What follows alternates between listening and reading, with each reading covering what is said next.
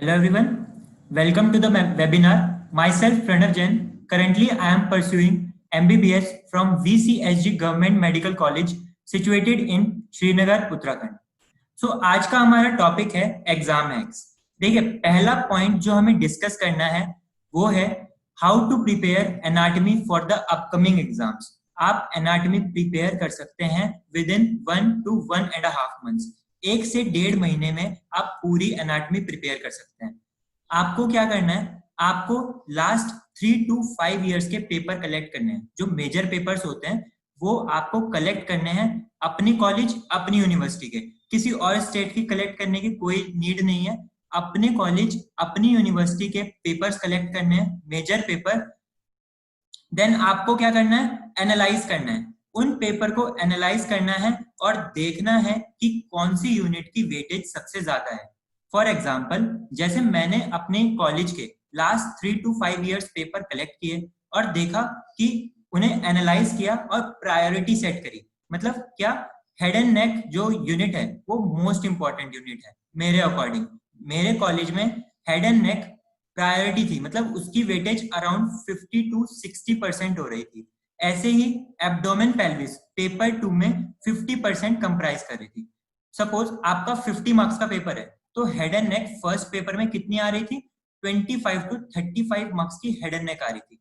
ऐसे ही abdomen pelvis second paper में around 25 marks की. तो ये बहुत ज्यादा वेटेज होता है. तो आपको क्या करना है, आपको प्रायोरिटी सेट करनी है बिटवीन द यूनिट्स. हमने क्या देखा है, सबसे पहले हेड एंड नेक करनी है, देन हमें क्या करना है, एब्डोमेन पेल्विस करना है, देन अदर यूनिट्स पे हमें जाना है.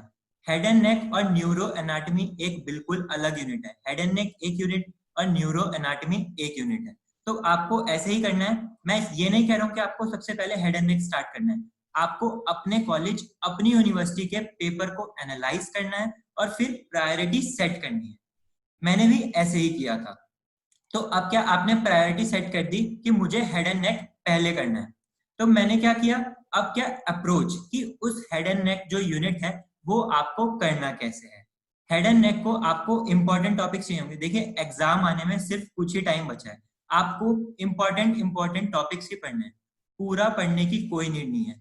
अगर आपने शुरू से पूरा पढ़ा है गुड, लेकिन अभी आपके पास जितना टाइम है आप सिर्फ और सिर्फ इंपॉर्टेंट पढ़िए. अब वो इंपॉर्टेंट क्वेश्चन है क्या जो आपको पढ़ना है. सब पूछते रहते हैं कि इंपॉर्टेंट टॉपिक्स बता दो, इंपॉर्टेंट टॉपिक्स बता दो. इंस्टा पे फेसबुक पे सर्च करते रहते हैं. आपको कहीं जाने की जरूरत नहीं है, सीनियर के पास भी जाने की जरूरत नहीं है. आपको क्या चाहिए, आपको लास्ट 3 to 5 years के पेपर कलेक्ट करने हैं.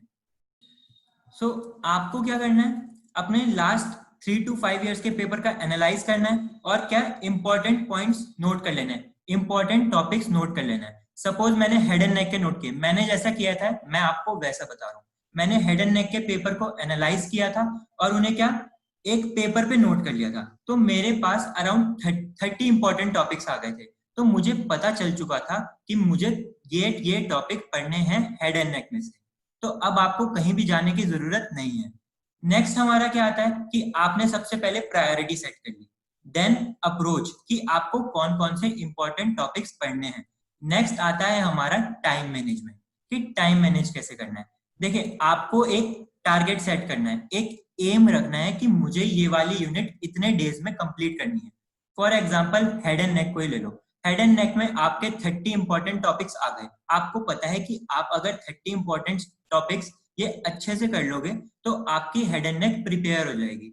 तो आपको क्या करना है, एक टारगेट सेट करना है कि मैं ये हेड एंड नेक 10 डेज में कंप्लीट करूंगा या फिर करूंगी.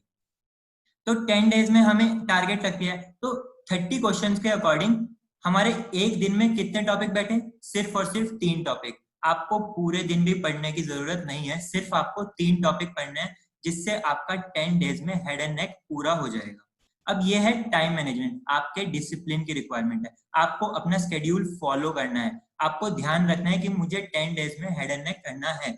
आपने एक दिन स्किप किया, वो 10 का 11 डेज हो जाएगा, 12 डेज हो जाएगा. आप एक बार कर लीजिए, आपको बहुत बेनिफिट मिलेगा. टाइम मैनेजमेंट के बाद हमने टाइम मैनेज भी कर लिया. अब है कि टॉपिक कैसे करना है. देखिए टॉपिक करने का बहुत इजी वे है. जनरली बच्चे क्या करते हैं, अभी किसी के पास भी लॉकडाउन में बुक्स नहीं है, अगर है तो बहुत अच्छी बात है, लेकिन बुक्स नहीं है तो बच्चे पीडीएफ से पढ़ रहे हैं, सब पीडीएफ से पढ़ रहे हैं, मुझे भी पीडीएफ से पढ़ना ही पड़ रहा है। तो क्या करना है आपको, पहले यूट्यूब पे जाना है। यूट्यूब पे जाना है आपको, कोई भी टॉपिक्स, जैसे नर्व सप्लाई ऑफ फेस मुझे पढ़नी है, तो मैं यूट्यूब पे सर्च करूंगा नर्व सप्लाई ऑफ फेस। तो नर्व सप्लाई ऑफ फेस मैंने सर्च करी, मेरे पास बहुत सारी वीडियोस आ जाएंगी, 1 घंटे की आ जाएगी, 1.5 घंटे की आ जाएगी, 30 मिनट्स, 20 मिनट्स, बहुत सारी आपके पास वैरायटी ऑफ वीडियोस अवेलेबल है यूट्यूब पे। आपको कौन सी वीडियोस देखनी है, आपको वो वीडियो देखनी है जिसकी टाइम लिमिट कम हो, आपको ज्यादा टाइम नहीं देना है। शॉर्ट वीडियो देखनी है 10 to 15 मिनट्स की, या फिर अगर आप बड़ी देख रहे हो तो आपको पता होना चाहिए वो बहुत अच्छी वीडियो है, इससे मुझे बेनिफिट होगा, तो आपको वो वीडियो सेलेक्ट करनी है। उससे क्या होगा, आप कोई भी टॉपिक पढ़ने से पहले उसको अगर यूट्यूब पे देखोगे तो आपके माइंड में वो पूरी इमेज बन जाएगी कि ये टॉपिक है क्या और मुझे इस टॉपिक में पढ़ना क्या है ना। देन आप पीडीएफ पे जाओ, उससे आपको बहुत बेनिफिट मिलेगा। जनरली क्या होता है, पीडीएफ से पढ़ते हैं, बोर हो जाते हैं, सो जाते हैं, वो एक भी टॉपिक आपका कंप्लीट नहीं हो पाएगा। और ये जो मेथड मैंने आपको बताया, इससे आप एक बार ट्राई करके देखिए, फॉर श्योर आपको बेनिफिट होगा, आपका टॉपिक जल्दी भी प्रिपेयर होगा। क्योंकि कुछ बच्चे होते हैं एक ही टॉपिक को लेके बैठे रहते हैं, पूरे दिन लेके बैठे रहते हैं, उनका नहीं हो पाता है। सो ये हो गया, हमने बात कर ली है अपने पहले टॉपिक की कि एनाटॉमी को हमें कैसे प्रिपेयर करना है। देखिए, सबसे पहले आपने प्रायोरिटी सेट करी अपने पेपर एनालाइज करके, देन आपने क्या करा, अप्रोच किया, इंपॉर्टेंट टॉपिक्स नोट किए एक पेपर पे कि मुझे कौन कौन से इंपॉर्टेंट टॉपिक्स करने हैं। देखिए, मेजर पेपर के सिलेक्ट करने हैं, ये नहीं कि सारे छोटे छोटे पेपर्स, जो मेजर पेपर्स आते हैं जैसे सेमेस्टर के, प्रॉफ के, उन पेपर्स के इंपॉर्टेंट आपको नोट करने हैं। देन आपको क्या करना है, अपना टारगेट सेट करना है। टारगेट सेट कर लिया, मुझे 10 डेज में कंप्लीट करनी है ये unit. Then per day topic उठाना है और एक वीडियो यूट्यूब से देखनी है। वीडियो यूट्यूब से देखने के बाद आपको पूरा आइडिया हो जाएगा उस टॉपिक में है क्या। देन आप शिफ्ट कर जाइए अपनी बुक्स पे या फिर पीडीएफ जो भी आपके पास अवेलेबल है। और ये चीज आप सिर्फ और सिर्फ एनाटॉमी के साथ नहीं, आप ये फिजियोलॉजी के साथ भी कर सकते हैं, आप ये बायोकेमिस्ट्री के साथ भी कर सकते हैं, या फिर आपके, अगर आप एमबीबीएस नहीं कर रहे हैं, आप कोई और सब्जेक्ट है तो आप वो भी ऐसे ही कर सकते हैं। नेक्स्ट हमारा आता है कि हमें नोट्स बनाने क्यों इंपॉर्टेंट है और नोट्स कैसे बनाने हैं। तो हमारा सेकंड पॉइंट यही है कि हमें डिस्कस करना है, मैं आपको बताना चाहता हूँ नोट्स की क्या इंपॉर्टेंस होती है। देखिए, नोट्स बहुत ज्यादा इंपॉर्टेंट, जैसे अभी मैंने आपको एग्जांपल दिया था कि हमने हेड एंड नेक 10 डेज में प्रिपेयर की है, तो हेड एंड नेक 10 डेज में प्रिपेयर कर ली, क्या आपको लगता है कि वो आपको एग्जाम तक याद रहेगी? बिल्कुल नहीं रहेगी। सबकी कॉमन प्रॉब्लम होती है कि हम पढ़ के भूल जाते हैं, सर हम पढ़ के भूल जाते हैं, हमें लगता है कि हम पीछे का भूल चुके हैं। ऐसा नहीं होता, वो चीज माइंड में रिटेन रहती है। बस आपसे क्या रिक्वायरमेंट है, एक रिवीजन, एक क्विक रिवीजन। और क्विक रिवीजन कैसे पॉसिबल है, अगर आपके नोट्स पहले से बने हुए हैं। देखिए, आप वो टॉपिक पढ़ रहे हैं, आप टॉपिक पढ़ रहे हैं, उसके नोट्स बनाते जा रहे हैं, तो आप लिखोगे तो आपका माइंड वहां पे सेट है कि मैं ये चीज पढ़ रहा हूँ, मैं ये चीज लिख रहा हूँ, तो आपसे क्या है, आपके माइंड में वो चीज बैठेगी। और ये जो आपने 10 डेज की मेहनत की थी हेड एंड नेक के लिए, अब वो आप रिवाइज करोगे तो वो आप एक दिन में कर सकते हो। एक दिन में अपने नोट से इजिली रिवाइज हो जाता है। और एग्जाम से पहले वही नोट्स आप दोबारा रिवाइज करोगे तो वो आपके कितना टाइम लेंगे, हार्डली 3 to 4 आवर्स। और आपके 3 to 4 आवर्स में एग्जाम के लिए हेड एंड नेक के सारे इंपॉर्टेंट टॉपिक्स कवर हो जाएंगे। देखिए, ये चीज आप फॉलो कीजिए, आपको बहुत बेनिफिट होगा। अगर हमें क्या करना है, हमें स्मार्ट स्टडी करनी है। देखिए, हार्डवर्क सब करते हैं, एग्जाम के टाइम में सब पढ़ते हैं, हमें क्या करना है, स्मार्ट स्टडी करनी है। जो बच्चे शुरू से पढ़ते हैं वो भी लास्ट में इंपॉर्टेंट ही पढ़ते हैं। मैंने भी शुरू में कुछ ऐसे ही किया था, मैं शुरू से पढ़ता था, सारे टॉपिक्स पढ़ता था कि सब कुछ पढ़ना है, सब कुछ है ना आना चाहिए, एमबीबीएस है तो बिल्कुल मैं अच्छे से करूंगा, टॉप करना है, ये वो कुछ नहीं इतना सोचना। अगर आपने अभी तक नहीं किया है, नो प्रॉब्लम, अब आपके पास टाइम है, अभी आपके एग्जाम्स आने वाले हैं। सो मेक श्योर आप अपना स्केड्यूल बनाइए, टाइम टेबल बनाइए, उसको फॉलो कीजिए। अब है नोट्स आपको बनाने कैसे हैं। नोट्स बनाने का बहुत इजी वे है। एनाटॉमी के लिए बात कर रहा हूँ। एनाटॉमी में एग्जामिनर को चाहिए होता है डायग्राम और क्लिनिकल, तो आपको अपने नोट्स में ज्यादा से ज्यादा डायग्राम और ज्यादा से ज्यादा क्लिनिकल का यूज करना है। आपको ज्यादा थ्योरी पे जाने की जरूरत नहीं है, आपको पैराग्राफ लिखने नहीं है, बिल्कुल नहीं लिखना है पैराग्राफ, कभी भी मार्क्स नहीं मिलते पैराग्राफ पे। सिर्फ शीट्स भरती हैं, मार्क्स नहीं मिलते हैं और ज्यादा लिखना पड़ता है, टाइम ज्यादा वेस्ट होता है। आपको मार्क्स कौन दिलाएगा? आपको मार्क्स दिलाएंगे एनाटॉमी में डायग्राम्स और आपके क्लिनिकल एनाटॉमी। अगर आपके पास टाइम है, आप पॉइंट्स में लीजिए उन जो, देखिए एनाटॉमी में कैसे करना होता है, आपको एनाटॉमी में यही चीज फॉलो करनी होती है कि आप एनाटॉमी के डायग्राम सीखिए और उन्हीं डायग्राम को थ्योरी में लिख दीजिए। अब थ्योरी में भी पॉइंट्स की फॉर्म है, जैसे हमने फीमोरल ट्रायंगल पढ़ा है। अब डायग्राम में क्या है, डायग्राम में हमने बाउंड्रीज दिखाई है और कंटेंट दिखाया है। अब थ्योरी में क्या लिखोगे? थ्योरी में भी तो वही लिखोगे ना, हमारे डायग्राम और कंटेंट। तो आप पहले डायग्राम बनाइए, उसको अच्छे से प्रिपेयर कीजिए, देन आप शिफ्ट होइए अपनी क्लिनिकल पे। आपको मेन चीज क्या ध्यान रखनी है? डायग्राम्स। और देखिए डायग्राम्स के मैं आपको बता देता हूँ, हार्ड डायग्राम बनाने से ज्यादा नंबर नहीं मिलेंगे, हार्ड डायग्राम आपसे बनेगा भी नहीं। आपको इजी डायग्राम सेलेक्ट करना है।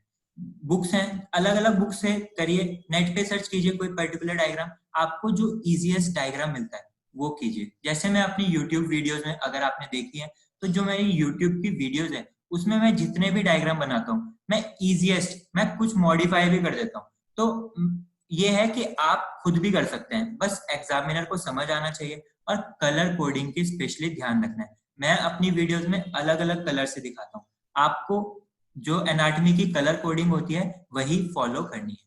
सो आपको पता चल चुका है हमारा सेकंड पॉइंट भी, दैट इज नोट्स बनाने कैसे हैं और नोट्स बनाने के क्या बेनिफिट हैं। तो ऐसा ही आप फिजियोलॉजी में भी कर सकते हैं और बायोकेमिस्ट्री में भी कर सकते हैं। फिजियोलॉजी और बायोकेमिस्ट्री में हमारी फ्लो चार्ट्स और साइकिल, बस उनमें यही चलता है। अब हम थर्ड और मोस्ट इंपॉर्टेंट टॉपिक पे आ जाते हैं कि एनाटॉमी के एग्जाम में हमें आंसर्स देने कैसे हैं। देखिए एनाटॉमी, ये आप एक अलग बात होती है कि हमें ये पता है और उसको प्रेजेंट करना। देखिए आपको फीमोरल ट्रायंगल आता है, आपको पता है कि आपको फीमोरल ट्रायंगल अच्छे से पता है, पूरी नॉलेज है, बट एग्जाम में वो क्वेश्चन आया, एग्जाम में आप उसको कैसे प्रेजेंट कर रहे हो ये बहुत डिफरेंट चीज है ना। तो आपको प्रेजेंटेशन आनी चाहिए, आपको पता होना चाहिए कि एग्जामिनर से आपको मार्क्स कैसे खींचने हैं। तो आपको क्या करना है, सबसे पहले अपना पेपर जो है उसको देखना है। एग्जाम में आप बैठे हैं, पेपर मिला है, सबसे पहले आप देखिए कितने क्वेश्चंस हैं और मेरे पास कितना टाइम है।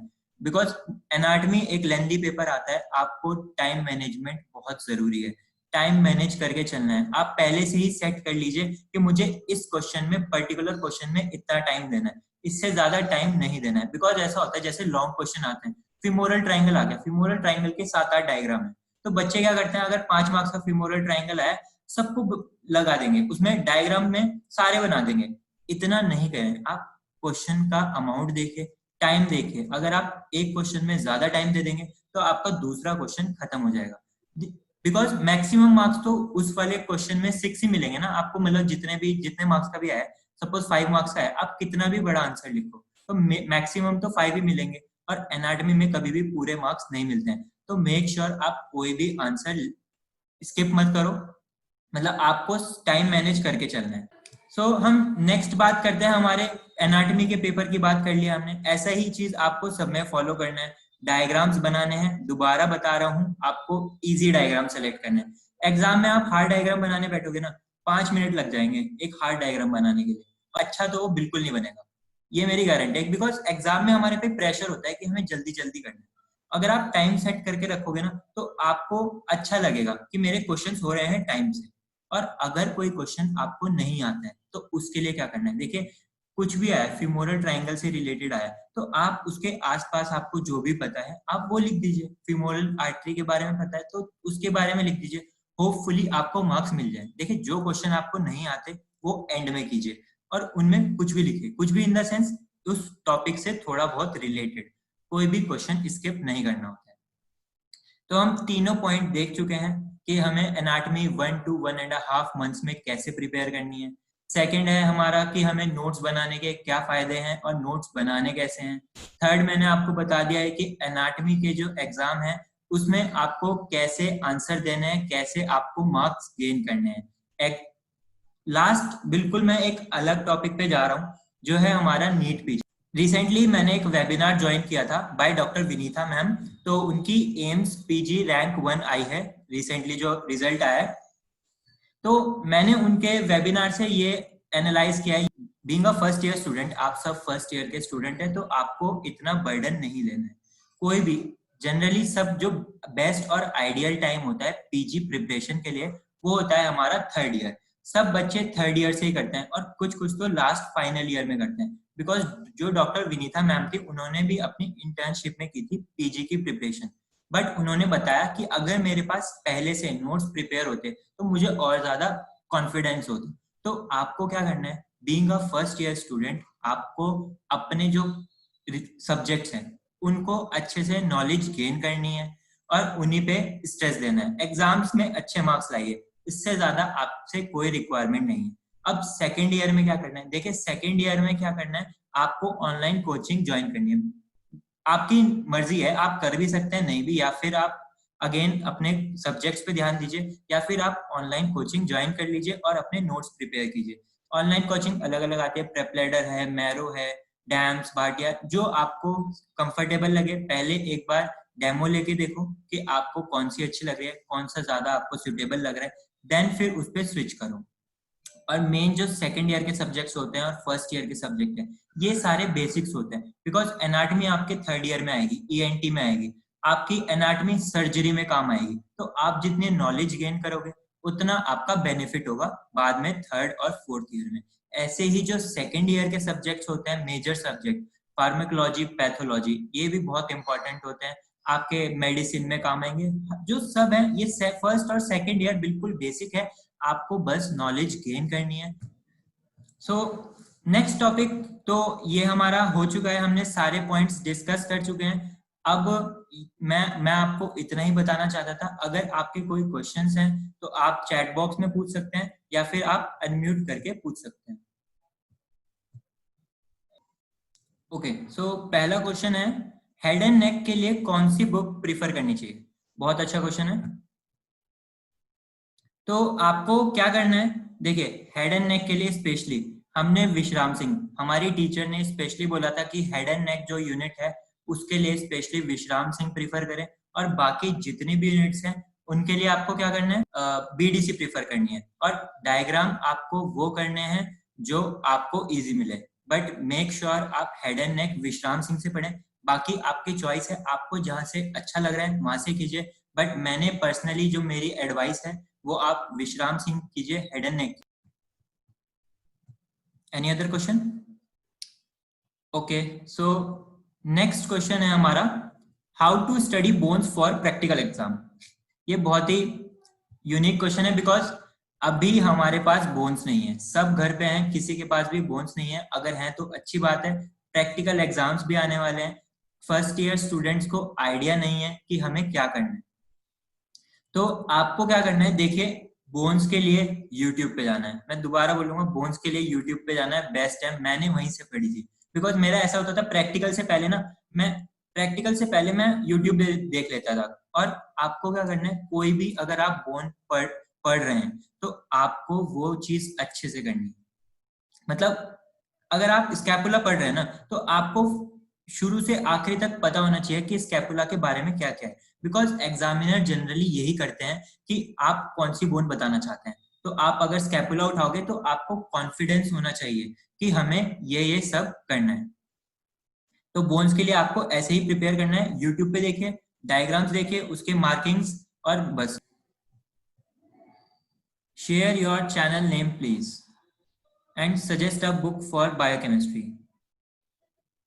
ओके, तो आप सबको पता है, अगर नहीं पता है तो मेरा एक चैनल है मेडिकल माई लाइफ के नाम से, जिसपे मैंने एनाटॉमी की अराउंड 81, मतलब टोटल वीडियोस 81 है, उसमें से एनाटॉमी की 70 वीडियोस हैं।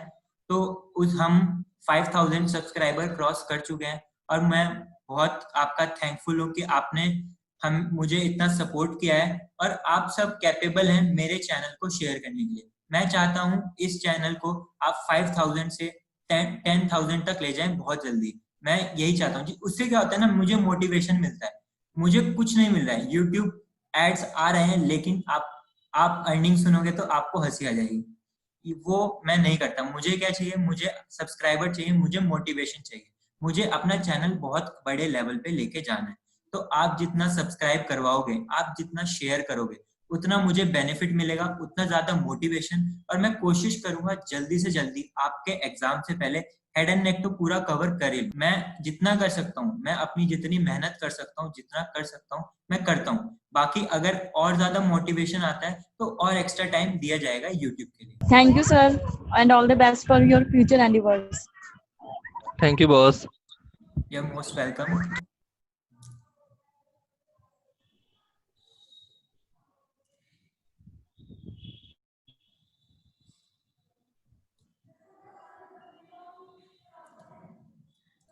और अगर आपको कोई भी डाउट है कभी भी आप मुझसे पूछ लीजिए।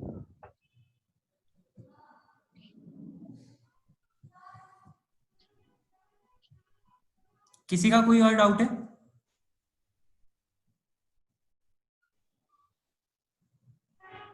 Any doubt?